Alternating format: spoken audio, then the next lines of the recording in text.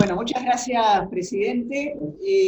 Guillermo Coam inició su carrera en ámbito financiero, donde fue secretario de Economía y Finanzas. En 1990 ganó la beca para periodistas económicos de la Fundación Citibank en la Universidad de Columbia. Fue director periodístico del Cronista Comercial y director editorial de Radio El Mundo. Desde el año 2013 es columnista económico en el programa de Radio Mitre Cada Mañana, y además Willy es creador y conductor de Somos Nosotros, un programa que va por FM Millennium y por La Nación Más Televisión. Willy, es un gusto presentarte y te escuchamos. Bueno, muy bien, muchísimas gracias, Clara, un beso grande, te quiero mucho, hace tiempo que no nos vemos, pero Sí. bueno, la verdad que una alegría que esté Clara esta mañana, y bueno, y por supuesto, muchísimas gracias al Rotary de Buenos Aires, la verdad que para mí es un honor que me hayan invitado, y sobre todo, bueno, ver a tanta gente, ver a tanta gente que conozco hace muchos años, que me ayudó muchísimo en mi carrera y que han sido realmente también referentes para mí. Lo estoy mirando al querido Luis Schwimmer, a Julián de Diego, a Luis Bameulo, a Daniel Jambías y a algunos otros que seguramente, digamos, se me pierden de los casi 72 personas que están en este momento. Así que realmente muchas gracias obviamente al querido Alejandro Marolda, que me convocó a esta reunión. Y especialmente agradecidos, un poco seguramente con Clara también vamos a compartir esta sensación de que hayan elegido a un periodista, ¿no es cierto?, para esta reunión. Yo quiero aclarar que yo no me gradué, así que no soy licenciado en economía, si bien, digamos, me dediqué al periodismo a partir del último año de la carrera y la verdad que me metí de lleno en eso. Pero sí, sí, efectivamente soy un periodista profesional y es particularmente, digamos, realmente es impresionante que hayan elegido un periodista y que los periodistas estemos también tan de moda, ¿no? Fíjense que ustedes me ven a mí en la tele, en todos lados, lo de Mirta Legrand, pobre Clarita también siempre nos invita, de las primeras que nos invitaba, en la época que no podíamos ni pasar por la puerta de los canales de televisión, y Clara nos invitaba, así que obviamente un gran reconocimiento. Pero también tengo que decir, como hay gente tan querida y gente que conozco tanto, que a veces hay que tener cuidado con los periodistas, ¿no?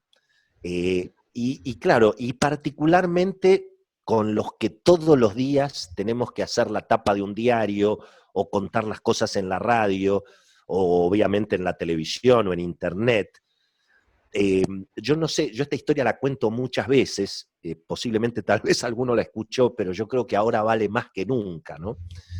Que es que no sé si ustedes vieron cómo los periodistas, si aquí hay gente que es aficionada al automovilismo, no sé si vieron cómo se transmite la carrera de autos el domingo a la mañana, en la época que teníamos, ¿se acuerdan? Carburando, digamos, donde el tipo va contando, va transmitiendo la carrera como si se fueran a matar en todas las curvas. Vieron que el tipo, Di Palma, Traverso en la curva, el peligro. Y dice, che, pero viene Di Palma y Traverso dando vuelta y me estás gritando hace 1 hora y media, ¿no?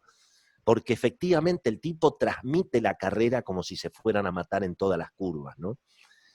Y a veces los periodistas, muchas veces cuando tenemos que contar la historia todos los días, tenemos esa tentación de contar la carrera como si nos fuéramos a matar en todas las curvas, ¿no?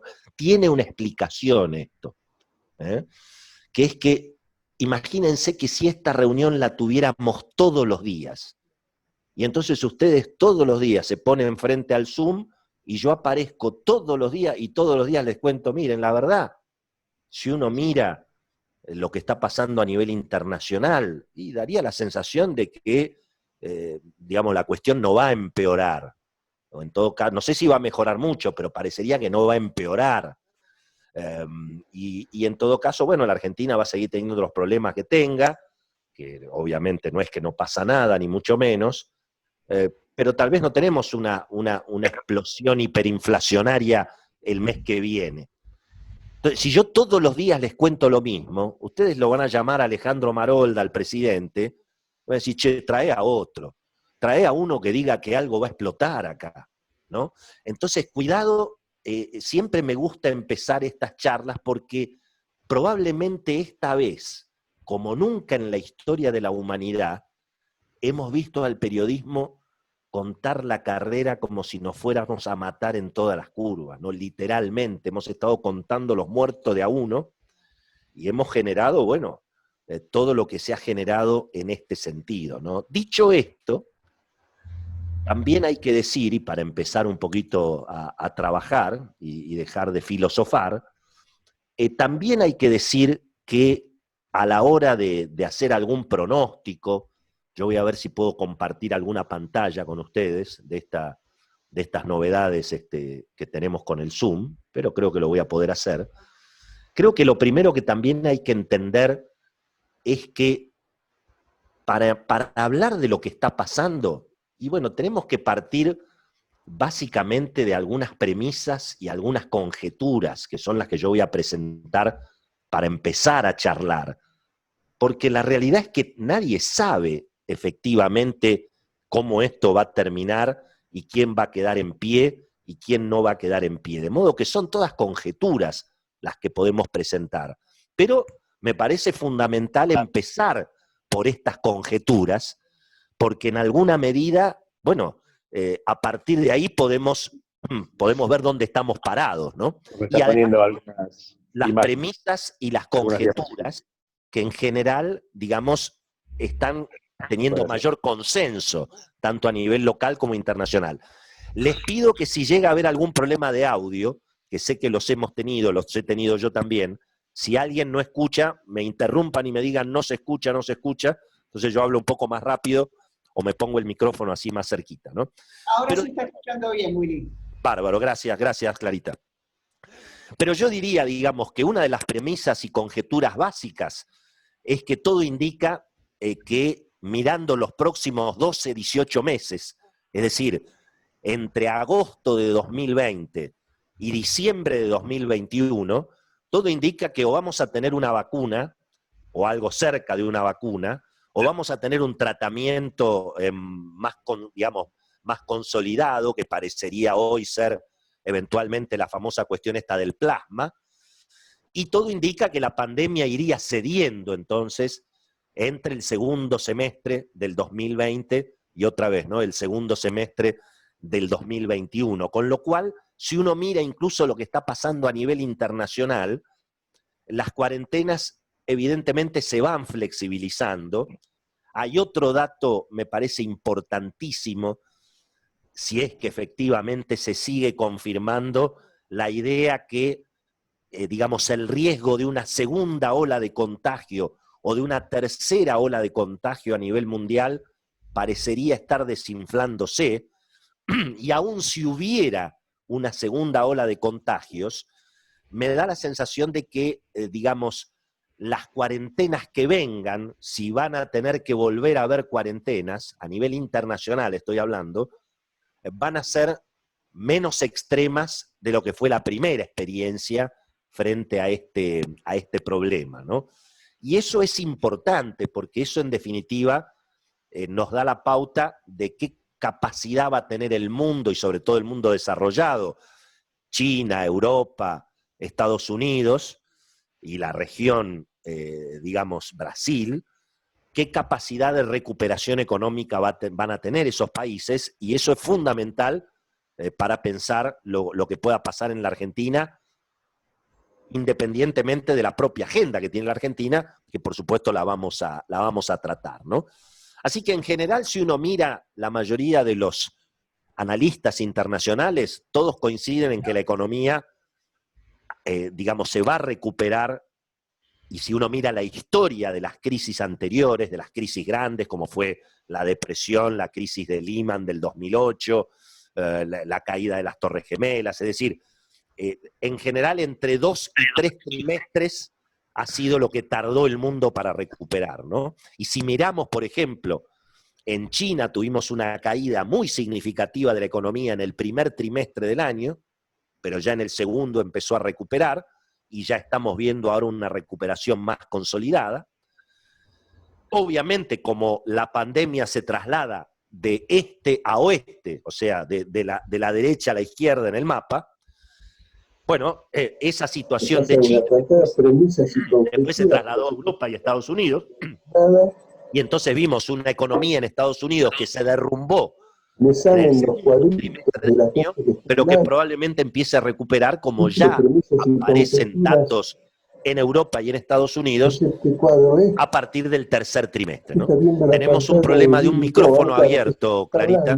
Le vamos a pedir porque yo estoy escuchando un audio ahora. Carolina, por favor.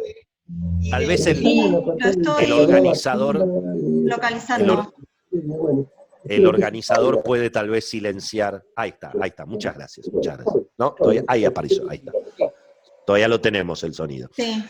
De todas maneras, obviamente va a haber un derrumbe de la economía mundial que va a ser importantísimo, que puede oscilar entre 10 y 20%, tal vez un poco exagerado ese último número, y es obvio que vamos a tener tensión social e inestabilidad política, como lo estamos viendo, digamos, no solamente digamos, con lo que fue el estallido en Estados Unidos por el episodio de la violencia racial, sino también lo que estamos viendo en Brasil, y bueno, por supuesto, los temores que dan vuelta alrededor de lo que eventualmente pueda pasar en Argentina, ¿no? Yendo a Argentina en particular, yendo a la pandemia en Argentina, bueno, ¿qué es lo que estamos viendo? Estamos viendo un escenario donde, bueno, podemos tener o 2.000 muertos o 20.000 muertos, ¿no? Todo indica que esa situación es la que va a derivar en que las cuarentenas se van a seguir prolongando, y desde el punto de vista económico, las cuarentenas van a afectar a la economía todo el año, porque la Argentina está, obviamente, con baja disponibilidad de testeos, con un sistema sanitario que es muy débil fuera del área metropolitana, es decir, en el área metropolitana el sistema sanitario en alguna medida contiene un poco más por la historia de cómo se ha organizado el sistema de salud en la Argentina, las obras sociales, obviamente todo el sistema privado, pero todo eso no necesariamente se replica en el resto del país. Si bien es cierto que, por supuesto, ahora la concentración del problema está en el área metropolitana. No hay ninguna duda que la pandemia en Argentina nos va a dejar una economía arrasada, ahora sí que vamos a ver tierra arrasada, porque tenemos la herencia de la herencia y por supuesto el virus, y desde luego que tenemos un escenario complicado en materia política por la tentación populista que conocemos en la Argentina y particularmente en un sector importante de la coalición que respalda a Alberto Fernández, lo que se de alguna manera refiere o lo que se referencia con el Instituto Patria, Cristina, La Cámpora y demás.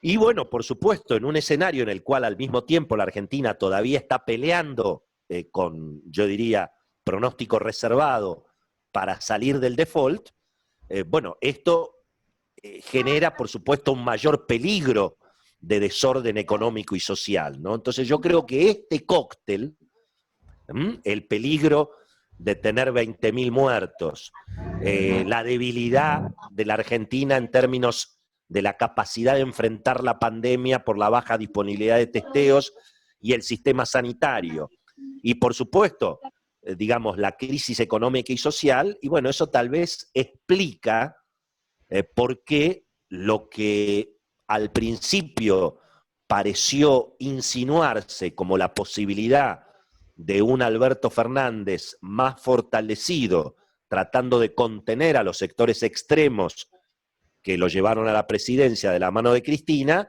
hoy se lo ve al presidente más preocupado por contener ese estallido que tiene que ver con la situación sanitaria y la situación socioeconómica, y bueno, y ante esa extorsión, evidentemente el presidente por ahora está cediendo terreno claramente a los sectores obviamente más complicados, ¿no? Obviamente mirando la economía todo empeora si además de todo también hay default, porque al mismo tiempo eso, bueno, en alguna medida es el único elemento de política y de política económica que podría diferenciar, y veremos si efectivamente es así, de la gestión de Alberto frente a lo que ha sido la gestión económica que conocimos en el segundo mandato de Cristina. La decisión política sobre el default es solamente de Alberto, y parecería que no necesariamente, no es solamente del presidente, pero en general lo que hoy se sabe es que también Cristina, en función de su proyecto político, que es Máximo 2023, parece haber comprendido, por lo que cuenta alguna gente que está cerca de Cristina, parece haber comprendido que a ella no le conviene otra vez la experiencia del default, otra vez la experiencia de la brecha cambiaria, digamos, extrema, porque, digamos, a Cristina no le fue bien con ese esquema.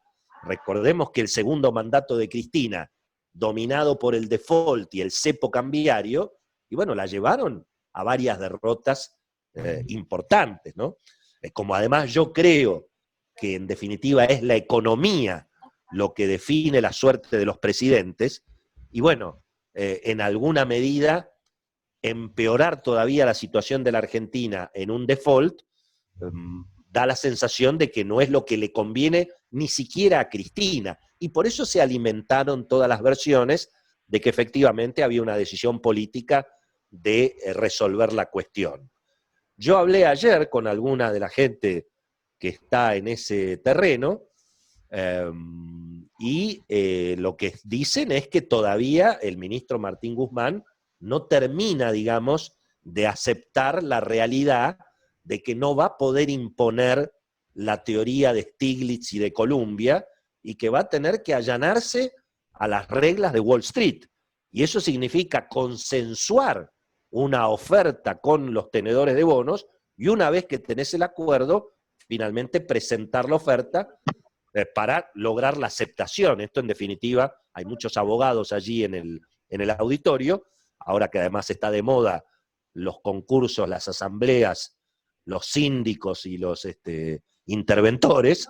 Bueno, finalmente aquí se trata de una asamblea de acreedores que tienen que votar, y bueno, hay que lograr las mayorías para que aun quienes no aceptan la oferta, la tengan que aceptar. Esas son las llamadas cláusulas antibuitre que se establecieron en las emisiones de bonos de Argentina, pero que son bastante rígidas. Es decir, se necesita entre el 65 y el 85% de la voluntad de la asamblea, en este caso de acreedores, para que los que no acepten estén obligados a aceptar y no puedan ir a juicio. De modo que la cuestión no es tan sencilla, y en particular no es tan sencilla con los bonos emitidos durante la era Kirchner. No me quiero poner muy técnico ni aburrirlos con el tema. Pero, digamos, ¿por qué todo empeora sin default? Y bueno, porque sin tener moneda, sin tener ahorro, en esta inflación y sin crédito, bueno, la situación para la Argentina puede ser muy peligrosa, porque recordemos que Argentina está en un proceso de aumento vertiginoso del déficit fiscal, porque se recauda mucho menos y se gasta mucho más, y bueno, ese déficit fiscal se está cubriendo con emisión de pesos, y bueno, para que eso no derive en una explosión inflacionaria, no necesariamente una hiper, tal vez un rodrigazo, es decir, para que esto no derive en una explosión inflacionaria hacia fin de año, bueno, hay que retirar todos esos pesos emitidos del mercado. Y para retirar esos pesos hay que poder tener la capacidad de, por lo menos, no te digo emitir bonos en dólares, pero por lo menos emitir bonos en pesos. Y eso es lo que está tratando de recomponer el gobierno, y por eso ha estado pagando y ha tratado de evitar entrar en el default definitivo, Y yo creo que eso es lo que va a intentar en las próximas semanas. Claro, ¿qué pasó ahora? Que la dominancia de Cristina sobre el gobierno de Alberto estaba, por supuesto, bastante presente y se veía también en la conformación del equipo económico. Una de las cuestiones que todos nos preguntamos es, ¿de dónde salió Martín Guzmán? ¿Cómo es que apareció Martín Guzmán si Alberto Fernández tenía un equipo económico armado con el que venía trabajando desde la época que era el jefe de campaña de Sergio Massa? ¿Quién era el equipo económico de Alberto? Guillermo Nielsen, Martín Redrado, Marco Lavagna, el propio Daniel Marx, que además habían sido las personas que Alberto había bendecido a partir de agosto para empezar a dialogar con los acreedores. De hecho, hubo reuniones entre Guillermo Nielsen, Martín Redrado, hubo reuniones incluso hasta con el equipo económico saliente de Mauricio Macri. Ahora, de golpe apareció Guzmán.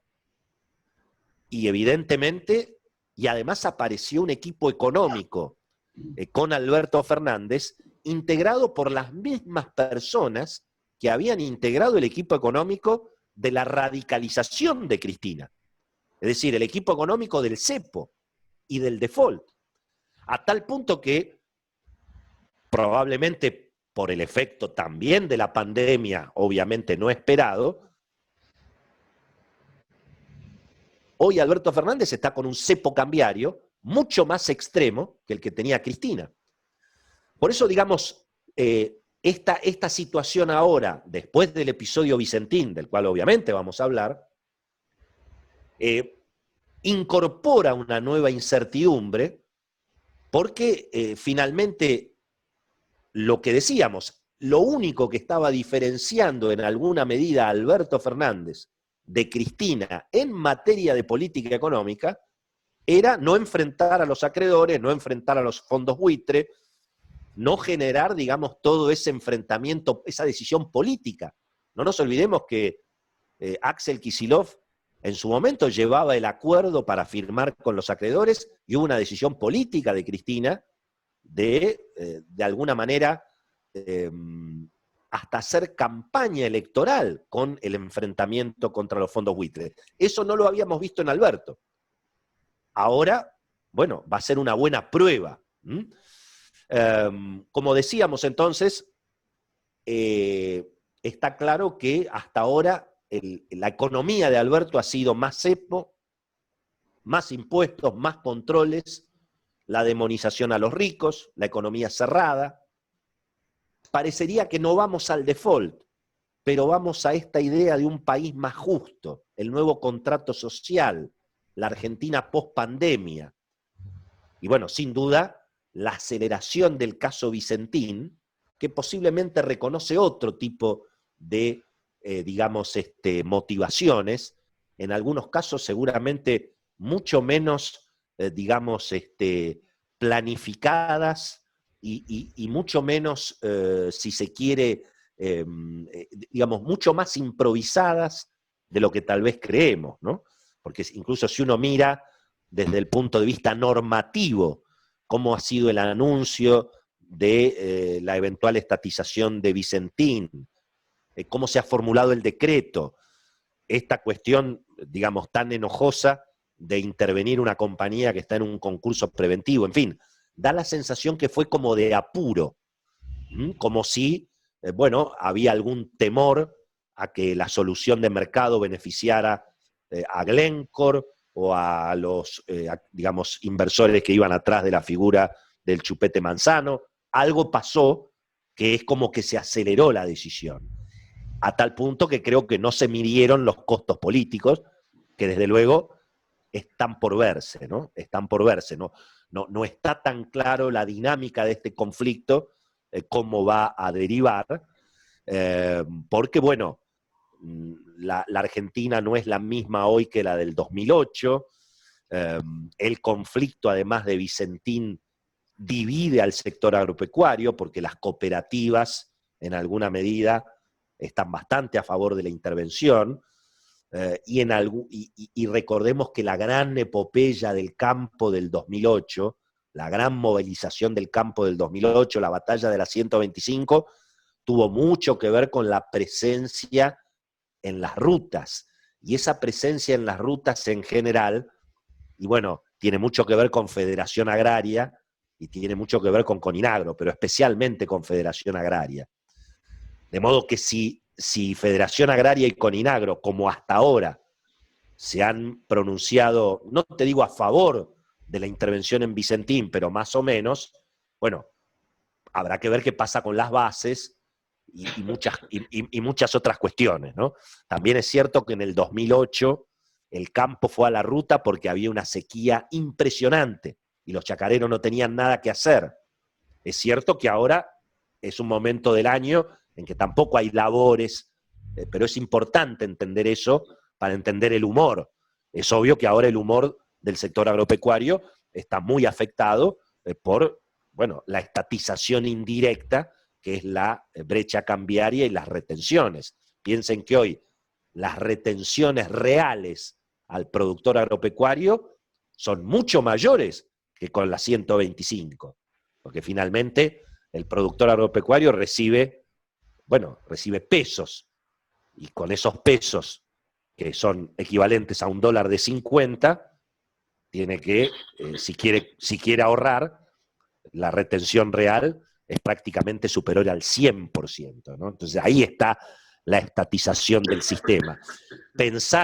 Pensar que el gobierno se va a quedar con la producción de dólares por estatizar una cerealera, bueno, también marca un enorme desconocimiento que también se vio en la 125, es decir, un desconocimiento de cómo funciona la fábrica de dólares. Yo lo decía hoy a la mañana, la fábrica de dólares en la Argentina la tienen los 500.000 productores agropecuarios, no la tiene ni Aceitera General Dehesa ni Cargill, porque si los productores no le venden a Cargill, si los productores no siembran, bueno, todavía en la Argentina los campos son de los productores. No digo que pueda cambiar esto, pero por ahora los campos son de los productores y por ahora sembrar, cosechar, guardar o vender es una decisión de los productores, no de Vicentín, ni de Glencore, ni de la Aceitera General Dehesa, ¿no? Y yo también, hoy lo mencioné, siempre recuerdo, digamos que en los países donde hay agricultura es más difícil que, digamos, puedan avanzar procesos autoritarios como los que hemos visto en Venezuela o en otras regiones, digamos, ¿no? Es decir, donde hay agricultura hay mucha gente. Es decir, ocupar las oficinas de YPF en Puerto Madero es una cosa. Ocupar un campo, ocupar las oficinas de Vicentín en el medio de la Pampa Gringa, no es lo mismo, digamos. No estoy diciendo que no se vaya a poder realizar, pero digo que son elementos que hay que mirar, ¿no? Porque además hemos visto en la Argentina cómo reacciona el sector agropecuario cuando se lo acorrala. Y esto es importante, digamos, tenerlo en cuenta. Yo creo que Alberto Fernández lo sabe eso. Lo que pasa es que no sé si va a estar en condiciones de contener la euforia de los sectores más extremos que en este momento están viendo la oportunidad, bueno, de hacer esta historia del país más justo, o lo que dice Máximo Kirchner, la Argentina no puede salir de la pandemia de la misma manera que entró. Y esto tiene que ver con todos estos proyectos, obviamente muy, muy, muy complicados, ¿no? Y que por supuesto generan algún interrogante sobre la cuestión de la propiedad privada y sobre todo qué va a ser la justicia, que ese es el otro capítulo. Recordemos que en el 2011, ante el proyecto del Vamos por Todo, bueno, la justicia frenó algunas iniciativas del kirchnerismo en ese momento. Va a ser importante ver, por lo pronto en el concurso de Vicentín, qué es lo que van a hacer los jueces. Y también qué van a hacer los dueños. Porque esto también lo vivimos en la Argentina. Es decir, el Vamos por Todo del kirchnerismo también tuvo mucho que ver con el silencio de los dueños en la Argentina. Y una de las cosas que a mí personalmente me llama mucho la atención, y además fastidia un poco, es que acá estamos todos poniendo la cara por Vicentín, salvo los dueños. Una cosa rara, digamos. Es decir, acá hay una empresa que quiere ser avasallada por el Estado y los dueños no dicen nada. Entonces, algo que también hay que revisar en ese sentido. Bueno, mirando el canje de deuda, y no los quiero aburrir, pero básicamente, como lo dije desde el principio, acá lo único que importa es los que tienen los bonos argentinos, que hoy valen $35. Se les está ofreciendo un canje. Bueno, esos inversores lo único que quieren saber es, che, fenómeno, el bono nuevo que me vas a dar, ¿cuánto va a valer? ¿A cuánto lo voy a poder yo vender en el mercado? Lo que hoy vale 35 más un juicio, porque al juicio tengo derecho a ir. Entonces, lo que hoy vale 35 más el juicio. Un juicio que además se ha ganado siempre, donde ya hay antecedentes y donde además, si uno mira la historia de los holdouts, es decir, de los que no aceptaron los canjes de Argentina del 2005-2010, se llenaron de plata, cobraron más del triple en tribunales. Entonces, el tenedor del bono dice, esto vale 35 más un juicio. ¿Cuánto me ofreces para que yo acepte no ir al juicio y acepte el canje? Bueno, ¿cuál es la dificultad que ha habido acá y que sigue existiendo? Que es que el mercado hace una evaluación sobre los nuevos bonos de Argentina que no es la que hace el equipo económico de la Argentina. Entonces, esto parece como las filminas que le muestran al presidente sobre la cuestión sanitaria, donde el ministro de Economía le dice al presidente, estamos ofreciendo $50, pero el mercado dice, no, papá, para nosotros vale 40. Entonces ahí, esto desde enero que venimos en esto, que es lo que se llama famosamente, no famoso, sino lo que los técnicos en finanzas llaman la tasa de descuento o el exit yield, digamos. Que por supuesto ayer subió, porque te imaginas que para descontar una situación futura de la Argentina, y bueno, el caso de Vicentín hizo volar el riesgo jurídico en la Argentina. Y por lo tanto, entonces, la oferta de Argentina después del caso Vicentín vale todavía menos para el mercado. Bueno, ¿cuál es la tasa para el valor presente? El mercado dice 12, 13, el equipo económico dice 7. Bueno, están viendo si eventualmente se puede acordar en un 10%. Yo creo que no, porque el mercado va a seguir diciendo que Argentina va a tener que todavía hacer muchos deberes. No se olviden que salir del default es, digamos, es la condición necesaria, no la condición suficiente, es el primer paso. ¿Cómo se arregla el canje de la deuda? Bueno, pagando los intereses adeudados por este año, que son 2.500 millones de dólares, el gobierno lo quiere pagar con un bono al año 2034. Ahora se está negociando, que fue casi hasta insólito, se estaba negociando algo parecido a lo que hizo Lavagna, que por los intereses adeudados, un cupón atado al crecimiento.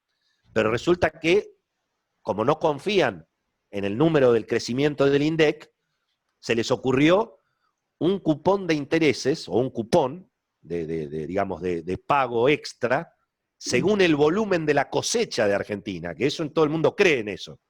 Ahora vos fijate, en el día que se estaba negociando un bono para salir del default atado al volumen de la cosecha, ese día estatizaban Vicentín, ¿no? Parece como que el gobierno, es evidente que la estatización de Vicentín no estaba en los papeles del equipo económico. Se enteraron, como nos enteramos todos, por los diarios. Obviamente también hay que capitalizar los intereses por los años que Argentina no paga, que eso no es muy complicado, digamos, eso se va a resolver más fácil.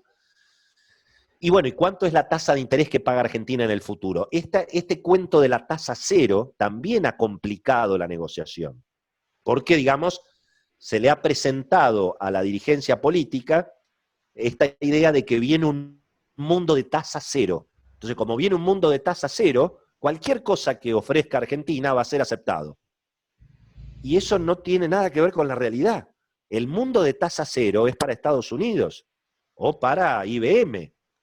Pero Pemex, Petróleos Mexicanos, que es una compañía que toda la vida pagó su deuda y que además tiene reservas petroleras, más allá de lo que vale hoy el petróleo, pero Pemex está pagando 8% de tasa de interés. Entonces, Argentina quiere arrancar pagando 0,5, cuando Suiza paga 1,5. Bueno, entonces, digamos, Martín Guzmán, ¿quiere resolver el default o lo quiere justificar? Bueno, todo esto es lo que ha hecho perder un tiempo importantísimo. En el medio, por supuesto, apareció la pandemia. Y bueno, y las consecuencias están a la vista, digamos. Alberto Fernández recibió el riesgo país en 1.000 puntos, lo tiene en 2.500. Recibió la brecha cambiaria en 30%, la tiene en 100%. Y, digamos, en las últimas semanas ha tenido que extremar el cepo cambiario todavía arriba de lo que lo tenía Cristina, bueno, porque estamos dando vueltas alrededor del experimento de Martín Guzmán y Stiglitz con la deuda. Obviamente, ¿quién fue la persona que apoyó a Cristina en la batalla contra los fondos buitre entre el 2011 y el 2015? Stiglitz. Entonces, eso explica de dónde sale justamente la decisión, ¿no? Gente que estuvo con el presidente Alberto Fernández en las últimas horas lo ha visto, digamos, se ha quedado muy preocupado. Se han quedado muy preocupados de verlo al presidente en una situación, digamos, donde se lo notaba perdido frente a esta embestida tan violenta del Instituto Patria en varios frentes, ¿no? El caso Vicentín, obviamente, fue el más extremo, si se quiere, pero desde luego que está la cuestión judicial, digamos, el disparate de la liberación de los presos. Hemos visto varias cuestiones en este sentido, ¿eh? Bueno, vamos a ir a algunos pronósticos, ya que total es gratis y estamos en cuarentena y nadie va a poder salir a reclamarme. Por supuesto, los pronósticos en realidad son en general la coincidencia que hay en la cátedra económica, en la mayoría de los economistas. Yo creo que va a seguir habiendo un dólar de comercio exterior en la Argentina. Es decir, vamos a seguir teniendo un dólar oficial y un dólar financiero que será más o menos libre. Recuerdo que en alguna época en la Argentina, cuando estábamos, por ejemplo, en el diario Ámbito Financiero, el querido Julián se va a acordar, no podíamos poner el precio del dólar libre en la tapa del diario. Y eso pasó en democracia.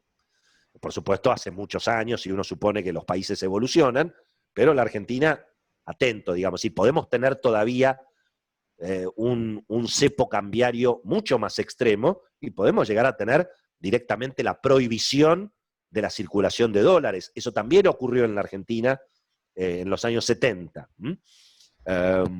Pero, digamos, en principio, hay quienes dicen que como ahora Cristina se ha hecho cerealera, tal vez podemos tener algún sinceramiento del dólar oficial. Porque ¿qué es lo que volteó finalmente a Vicentín?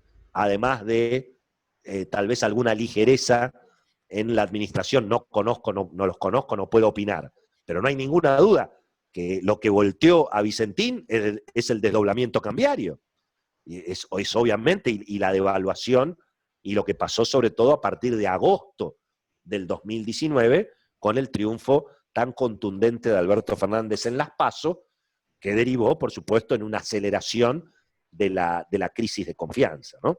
Pero entonces, ese dólar oficial, que hoy vale 69, 68, ¿cuánto puede valer a fin de año? Bueno, si se cumple la regla, digamos, del modelo económico, del control de cambios que tuvo sobre todo Cristina, digamos, y en parte Néstor no, porque Néstor lo tuvo congelado al dólar. Pero cuando empezó la devaluación en la era Kirchner, la devaluación siempre era la mitad que la inflación oficial, sobre todo en los años electorales. Y no nos olvidemos que el año que viene hay elecciones.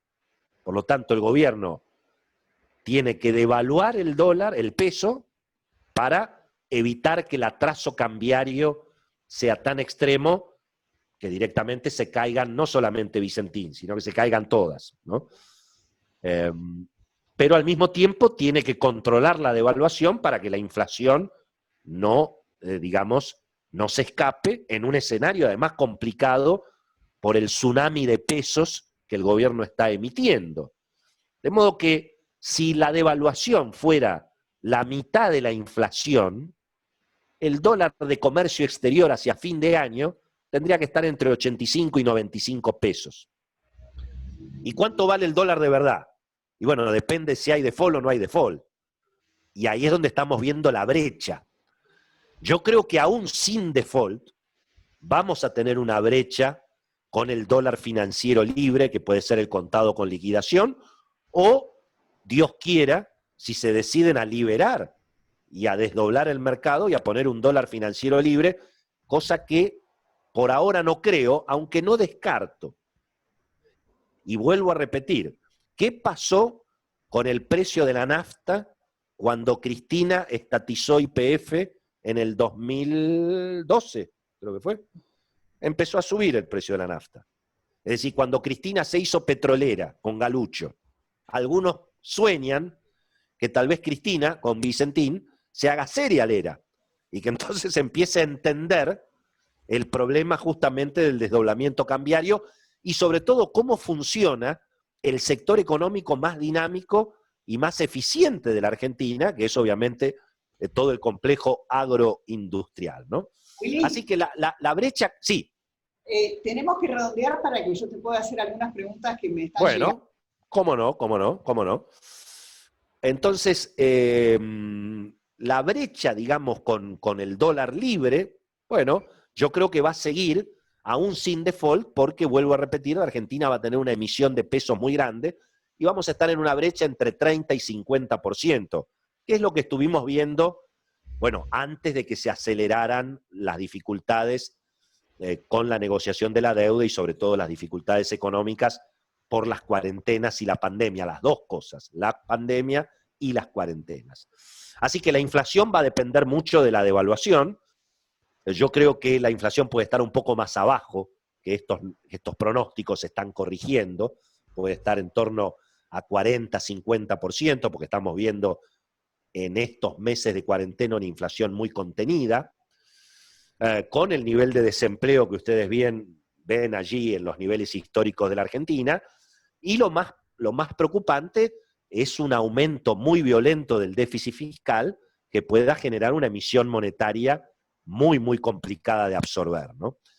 Así que la economía que viene, y con esto vamos a dar obviamente lugar a las preguntas, que seguramente también nos van a meter en algunas cuestiones políticas, es una economía con muchos concursos, con quiebras, con fisura en la cadena de pagos, seguramente con oportunidades, no todavía, yo creo que hay mucho por ver todavía, con más Estado, con más impuestos, sin duda con controles de precios, con controles de cambio, con control de comercio exterior, con más devaluación y brecha y más cepo cambiario, y viendo que en la adversidad, Alberto, evidentemente gira a Cristina. Eso es lo que estamos viendo, y no parece que eso vaya a modificarse por ahora, ¿no?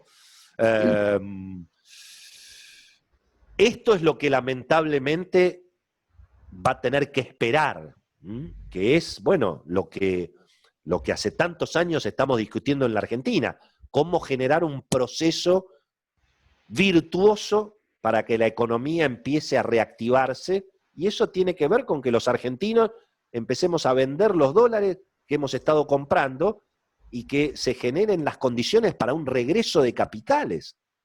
Pero para que vuelvan los capitales, y vuelvo a mirar la historia argentina, si uno mira los procesos de la gran recuperación después de la hiper de Alfonsín y Menem a partir de la convertibilidad, o lo que fue la recuperación de Duhalde Kirchner después del estallido del 2001, es decir, para que vuelvan los capitales, primero hay que recomponer poder político, hay que saber quién manda. Es muy difícil, y lo hemos vivido con Macri, es muy difícil que venga la plata cuando no se sabe quién manda. Y hoy no se sabe quién manda. Hay que reabrir el crédito, hay que salir del default. Y eso, en principio, aun si hay acuerdo con parte de los bonistas, todo indica que por el tiempo que se ha perdido y por la forma que se ha elegido en negociar, van a seguir habiendo holdouts y vamos a tener juicios. Piensen ustedes que solamente con el 7% de la deuda no arreglada en la era Kirchner no se pudieron emitir. La Argentina siguió en default hasta el 2015. Por supuesto, estabilizar el dólar, estabilizar la situación de las tarifas. Nadie trae dólares a 70 pesos si cree que el año que viene van a valer el doble, o si en el mercado libre están al doble. Y finalmente, bueno, el gran problema que la Argentina no ha podido resolver y donde estamos cada vez peor, es lograr un Estado que genere menos déficit fiscal y encontrar cómo financiarlo sin afectar los derechos de propiedad. Porque lo que hemos visto en los últimos, por lo menos, yo diría 10 años de la Argentina, es que, bueno, los impuestos aumentan en forma permanente. Quien hoy elija comprarse una propiedad, si no es para regalársela a un hijo, bueno, sabe que ingresa en una pesadilla, donde cada vez va a tener las expensas más caras, donde cada vez va a haber menos salario del portero y más costos laborales, impositivos, sindicatos, acuerdos, y por supuesto cada vez, naturalmente, más impuestos y más costos, ¿no? Así que me parece que tal vez lo más complicado que tenemos por delante es esta situación en la cual obviamente las tareas pendientes van a tener que esperar. Y para cerrar entonces esta primera parte, yo diría que me quedo sí con una mirada un poco más optimista cuando uno observa lo que está pasando a nivel internacional, cuando uno observa lo que pasa a nivel internacional, también en Uruguay, en Chile, en Paraguay, en Perú, desde luego en Brasil, pero está claro, digamos, que el mundo está saliendo de las cuarentenas, el mundo está abriendo, y yo no tengo ninguna duda de que hay mañana, y que ese mañana es con propiedad privada, con iniciativa privada y, digamos, con capitalismo. Es eso lo que nos va a sacar y lo que nos va a llevar a la nueva normalidad. Y eso es lo que está pasando en todas partes del mundo. Me cuesta creer, digamos, que la Argentina vaya a vivir atrás de una cortina de hierro. Es decir, la gente hoy mira la televisión, ve lo que pasa, y me parece que una vez más, en los países donde hay agricultura, donde hay sector agropecuario, es más difícil que avance el autoritarismo. Lo hemos visto ayer con un ejemplo conmovedor en la ciudad de Avellaneda, en Santa Fe. Tampoco confundirse, no creo que estén dadas las condiciones, ni económicas ni políticas, para repetir lo que fue, digamos, la epopeya de la 125. Pero cuidado que la dinámica de los hechos a veces es difícil de pronosticar y que al mismo tiempo, cuando se acorrala al campo argentino, la respuesta ya la hemos visto. Así que es importante, porque la dirigencia política que hoy está callada también está mirando lo que pasa en Santa Fe. Y es muy importante observar, obviamente, qué va a pasar en la provincia de Buenos Aires, en la provincia de Buenos Aires rural. Porque solo para abrir el debate político, en la medida en que el peronismo en la provincia de Buenos Aires siga unificado, es muy difícil que pierda el peronismo. La única forma que pierda el peronismo, y así fue con Mauricio Macri, es si el peronismo se divide en la provincia de Buenos Aires. Si nosotros miramos la elección del 2015 y miramos la elección del 2019, la gente votó igual. La única diferencia es que los votos de Scioli y los votos de Massa en el 2015 se dividieron, mientras que en el 2019 los votos de Scioli y los votos de Massa se juntaron. Si uno agarra los diarios del 2015 y suma los votos de Sergio Massa y de Daniel Scioli, ahí está el 48% que sacó Alberto Fernández. No se olviden de lo que les conté de los periodistas. A veces hay que tener cuidado con los periodistas, porque tenemos esa tentación de contar la carrera como si nos fuéramos a matar en todas las curvas. Y ahora tenemos muchas curvas para matarnos. Vuelve Cristina, vuelve la Cámpora, se quedan con todo, van a estatizar los campos, se lo cargan a Alberto Fernández, la pandemia nos va a dejar a todos en concurso preventivo, van a quebrar todas las empresas, en fin, no es que no va a pasar nada, pero como la Argentina ya ha pasado muchas veces por el fin del mundo, y acá veo varios amigos con quienes además hemos transitado juntos ese fin del mundo, bueno, simplemente hago esta aclaración y les doy las gracias por tanta atención, tanta gentileza, y me quedo todo el tiempo que quieran para las preguntas. Muchas gracias.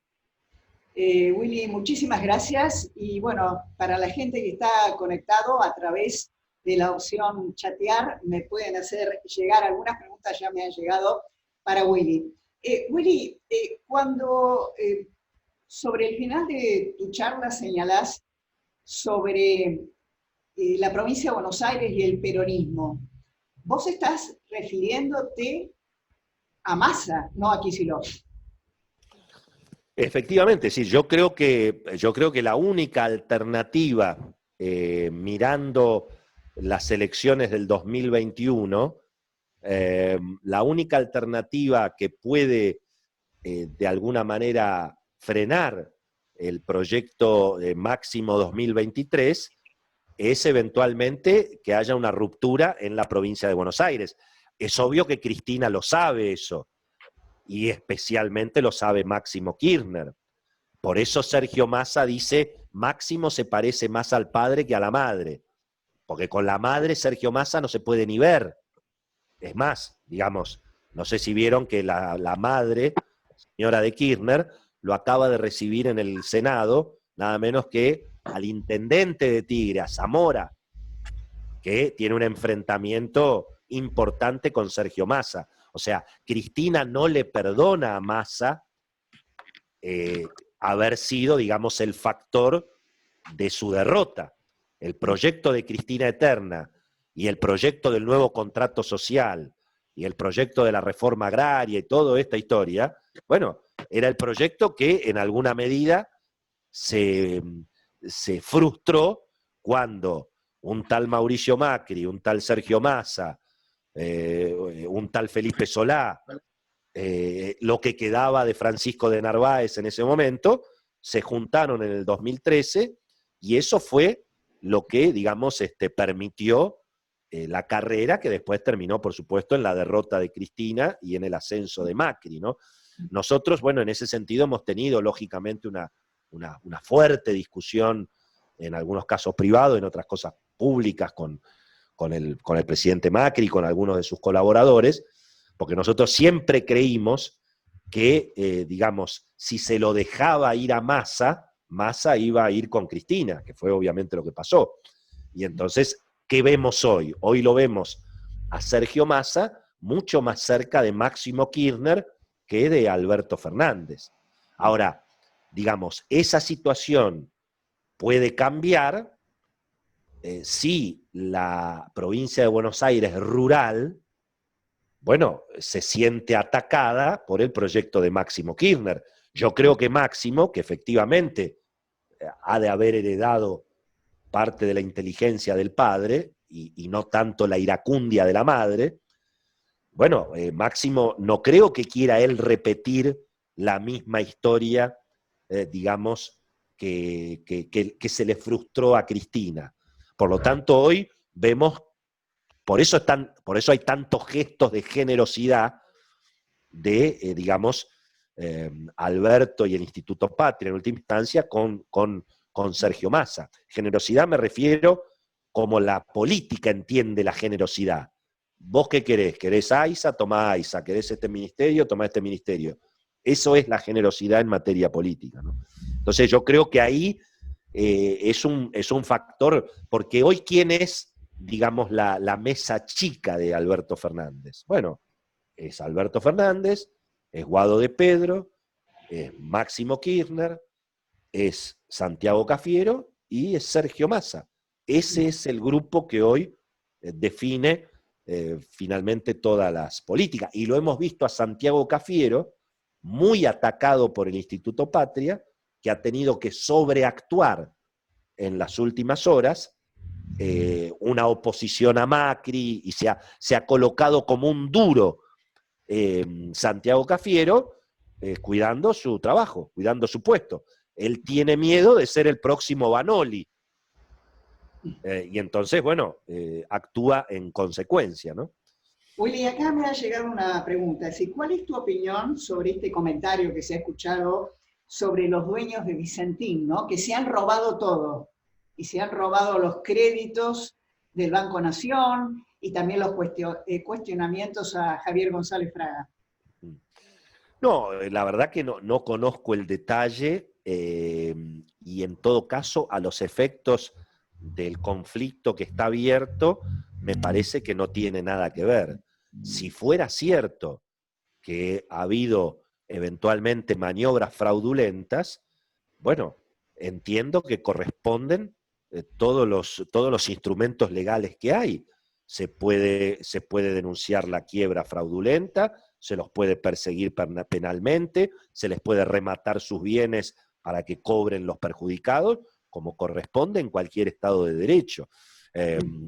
Ahora, ese tipo de consideraciones y de versiones que por supuesto tienen que ver con algo muy complicado, que es que, digamos, en general, pero en particular en el campo, no se deshonran las deudas entre los paisanos, digamos.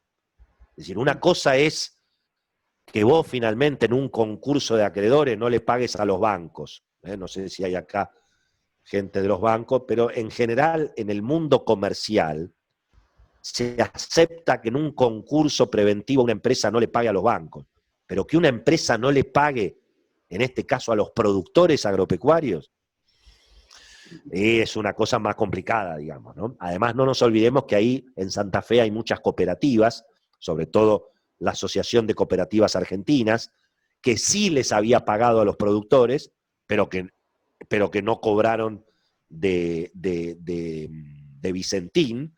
Si uno mira la lista de los acreedores de Vicentín, ACA, que es la Asociación de Cooperativas Argentinas, figura primero, con casi 5.000 millones de pesos.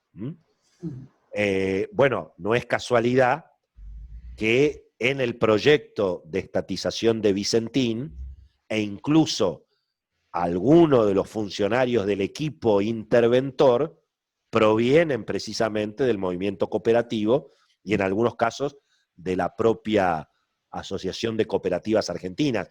Así que puede haber ahí algún tipo de vendetas, pero me parece que a los efectos prácticos no corresponde, digamos, investigar a la víctima en este caso, digamos, ¿no es cierto?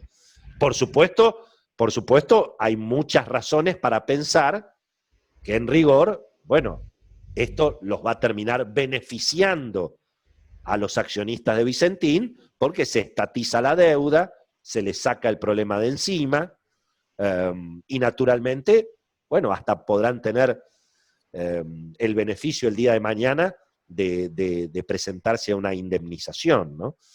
Pero bueno, por eso yo creo que es muy importante seguir al juzgado, ver qué es lo que va a hacer el juzgado. Uno presume que un pobre juez civil y comercial de ahí de Reconquista, bueno, va a ser difícil que se pueda oponer a la maquinaria de poder que está de atrás. Pero, bueno, vamos a ver cómo se juegan las cartas.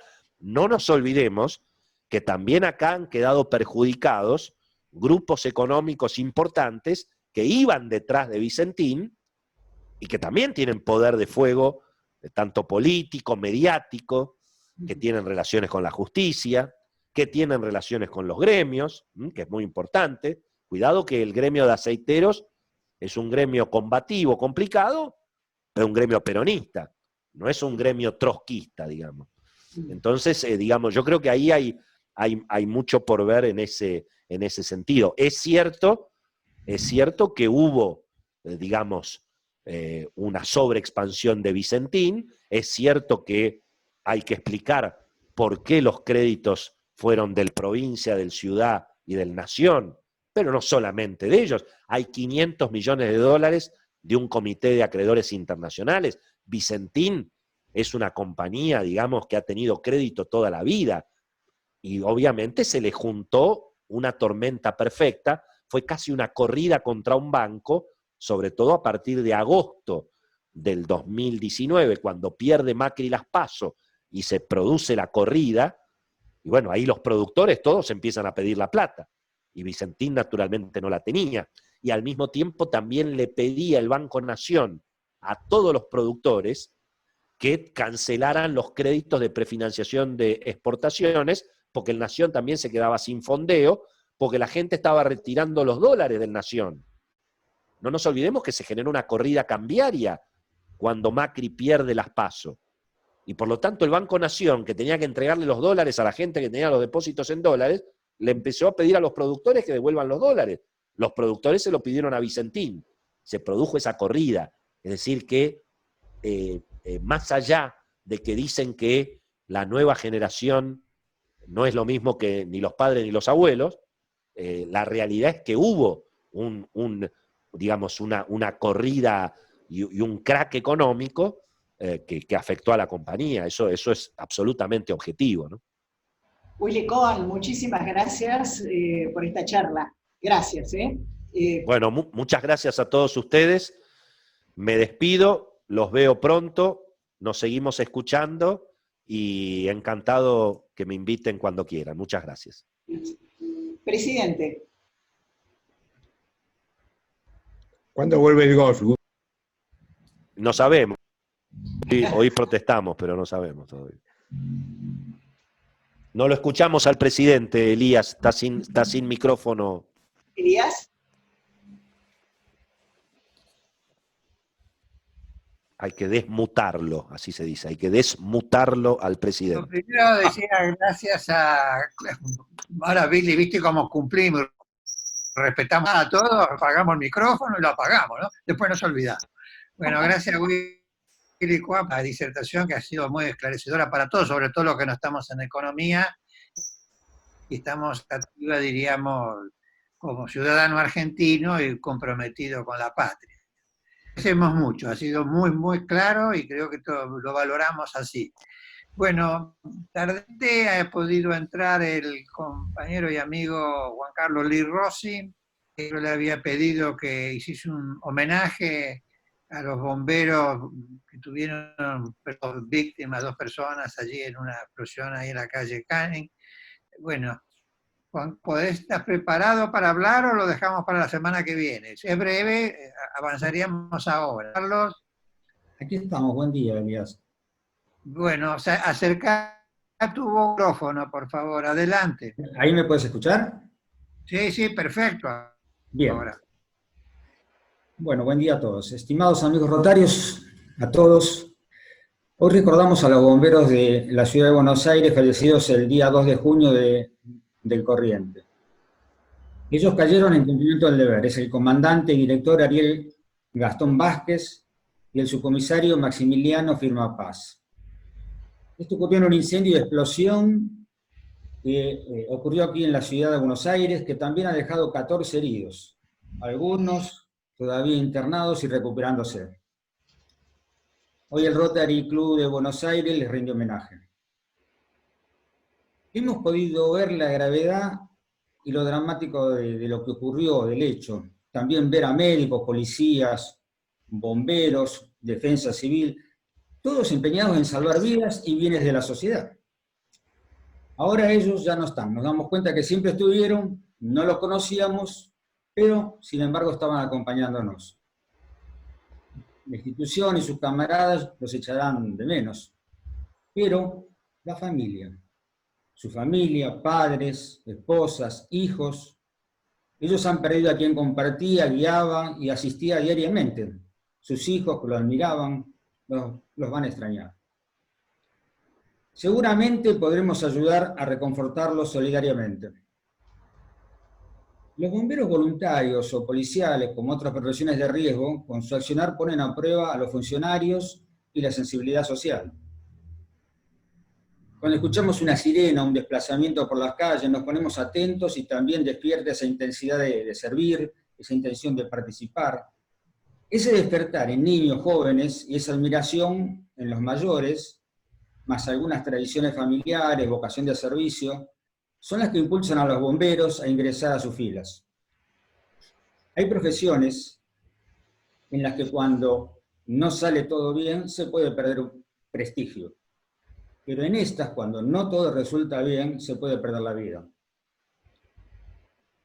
La preparación de un bombero lleva dedicación y esfuerzo personal, más allá del servicio.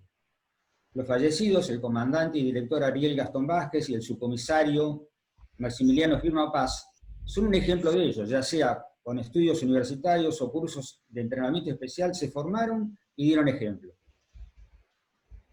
La historia nos da muestras de su accionar. En Barracas, en el año 2014, 10 bomberos fallecieron. El jefe del operativo, el comisario inspector Day, también perdió la vida.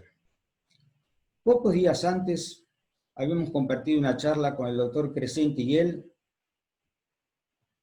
en un simulacro de subterráneos, un simulacro de incendios en el cual participamos. El jefe citado, pocos días después, perdía la vida. Y también en ese hecho, que él perdía la vida, fallece también la primera mujer oficial bombero de la Policía Federal Argentina, la subinspectora Anaí Garnica. Todo ocurrido en dicho incendio en la zona de Barracas. Otro penoso hecho que viví en el año 1994 pasó en Puerto Madryn. Estando casualmente en ese lugar, observamos una humareda sobre la ruta, por lo cual abandonamos la zona rápidamente. Sorpresa fue, al llegar a la ciudad, los bomberos voluntarios de Puerto Madryn habían perdido 25 bomberos. Cadetes y bomberos, entre 11 y 23 años, fallecieron combatiendo un incendio de pastizales. El viento, el humo y el fuego los rodeó. Solo por citar algunos hechos. La tecnología ayuda, pero el hombre o la mujer estarán siempre presentes. Son múltiples las intervenciones que pueden tener los bomberos, que se iniciaron en la ciudad de Buenos Aires con la segunda fundación de la misma, ya por el año 1580. La evolución de las instituciones ha modernizado su accionar, y tenemos actualmente, por ejemplo, la Brigada de Explosivos o el Grupo Especial de Rescate, el GER, que son divisiones de muy alto profesionalismo y riesgo constante. Que menciono porque los caídos que hoy recordamos han pasado algunos por esos destinos. El GER tuvo su inicio luego de un incendio de importancia que hubo en los edificios de altura en el puerto de Buenos Aires y que era de muy difícil acceso a esos pisos, por lo cual luego se creó el equipo o el grupo GER. He sido instructor de bomberos voluntarios y policiales. Por ello, con la casualidad, me encontró en esos lugares de acción haciéndome parte y tocando también mi sensibilidad. Muchas veces, la amistad, vocación de servicio, nuestra profesión nos definen, y en otras adoptamos. Según leí en un periódico en estos días, como forma de vida que nunca querrás abandonar, siempre sirviendo. Muchísimas gracias.